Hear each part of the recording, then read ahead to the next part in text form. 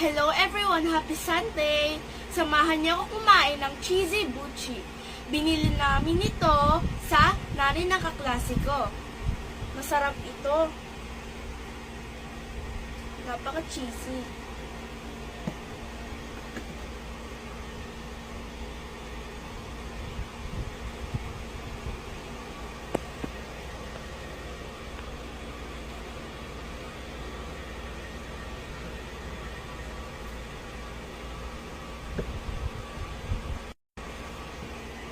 Meron pa siyang pasobra.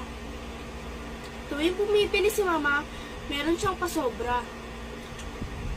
Kaya namin to binili sa Nani ng kaklase ko dahil masarap siya magluto. Tikman na natin.